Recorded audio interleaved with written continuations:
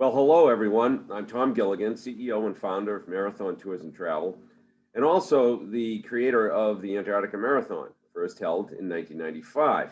We are absolutely delighted to have with us today Jenny Hadfield, better known as Coach Jenny. She's a coach and trainer and has a master's degree in exercise physiology. She is a tough competitor in all types of endurance events.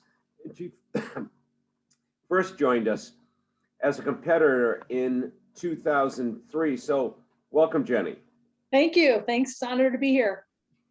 And Jenny, you came in 2003 and we're very competitive in the marathon. And then you and John were partners at the time, and you convinced us to bring you back as staff in 2005, and you joined us for 6 years. So first of all, tell me about your experience as a runner in Antarctica. Man. Epic is the word that I would use. Not only the world's most grueling marathon, I believe, but just the most adventuresome as well. We ran on a day where the snow was at places. I don't know if you remember that year, Tom, but the snow we were crawling over. You were bringing out all the big tools and machinery to try and plow through the course. But in the meantime, the race had started, and so we had to climb over these snow drifts. The winds were, I think, 40 miles an hour in places, and it was so cold that every time you took a step, the foot that wasn't on the ground, you could feel the cold air underneath your foot in your sole of your shoe. It was unbelievable. And people always say, oh, why? It was so hard. Why would you do that? Because it was epic. It was epic. Definitely out of my comfort zone.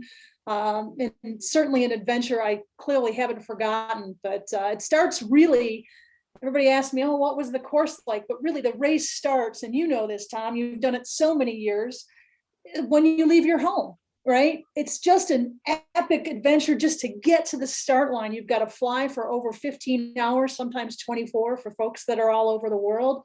Then you fly us down to the southernmost tip of North America, and in Ushuaia, get us on a Russian research ship, which, you know me, I got sick every time on the ship, rocking and rolling over the roughest seas in the world, the Drake Passage. You get to Antarctica, then you have to get on a Zodiac boat to get to the start line. You get to the start line and could be snowing, it could be windy. You don't know. You have no idea. So you can't control anything. And all the while you can't run, right, while you're tapering. So just to get to the start line is an adventure. And then you get there and it's hills and it's mud and it's ice and it's snow. And so you're constantly, it's more mental, I think, than it is physical, because you're not used to that. As a runner, typically we're running down the street and you might look for a pothole, but you're thinking about, what your laundry list of things to do. But in Antarctica, you're there in the moment, present every single step. You might see a penguin along the way. You might run along or next to a glacier along the way. You just don't know. And so that's my favorite part of it, was just the adventure of just being there, being present, exploring Antarctica on your own 2 feet. It's like the moon, and you can't do it anywhere else. It's so special. Yeah. So then you came back 2 years later as part of the organizing committee, which is a totally different dynamic than there being a runner. And frankly, I don't know what's tougher, putting on the race or running the race, because seeing it from the back end of it, we had some tough times in putting in planning the course and marking the course. Do you have any memories of some of those challenges? You say that with a smile. Absolutely. I think both are equally hard, although the staffing part of it never ends, right? You're helping people not only to the ship from their homes to Buenos Aires, so you're helping people along the way, and then you get on the ship and you're helping calm people down while they're trying to ramble along the ship in their taper. And then you, as our leader, you get us off onto the ground to set up the course with ATVs and Zodiacs, and just getting the ATVs and the Zodiacs is incredible.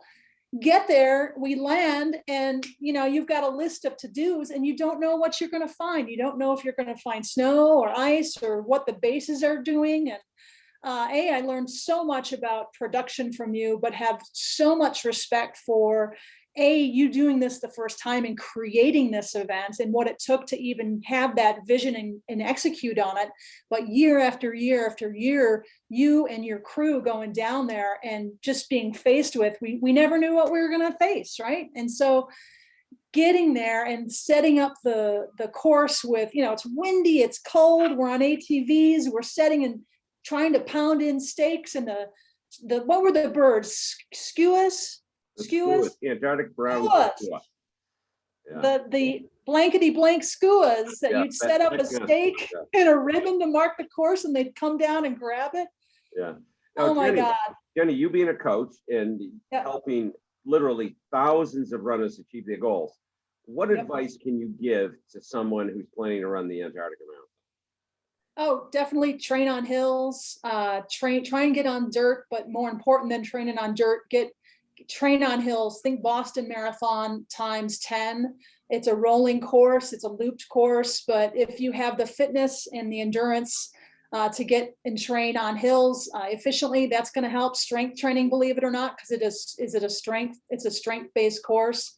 And I would almost venture it into more of a gravel race, trail race, than it is more of a road race. So if you can venture off the predictable terrain, that can help as well.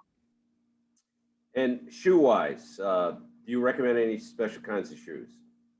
Lots of folks trained, if you have the time to train in a trail shoe, lots of folks use trail shoes. Some use regular running shoes. On the years when we had ice, you could bring those yak tracks or tracking devices to put on or take off very easily under your shoe, because you can have ice, you can have snow, you can have mud. Make sure you tie your shoes tight, because you can lose your shoe in the mud. But yeah, and really what's best for you, what you're comfortable in training. If you're somebody that can get in a trail run and train in trail shoes, then that would be the best option. Yeah, Jenny, you've been through the pandemic and you're now living with John, of course. You're still doing some coaching.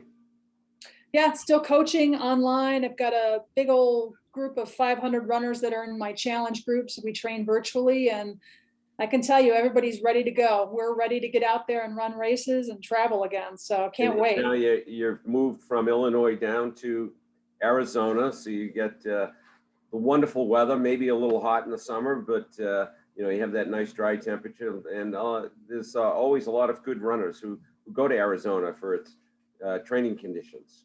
Yeah, absolutely. It's we had to get used to the sun because we're from Chicago originally, so seeing the sun every day is new. But yeah, we head down to the loop and train, and there's Kenyan runners down there. Everybody comes here. Lance Armstrong used to train here in the wintertime. So it's a nice area to see Olympic level athletes, but also train year round. All right. Well, Jenny, it's always a pleasure to see you. Hopefully we'll cross paths face to face somewhere, sometime in the very near future. And I want to thank you for your time. And I also want to thank you for your being part of our organizing team over the years. Many fond memories. Yes. The good times and the tough times that we had together. And always enjoy talking to you. Absolutely. All the best, Tom.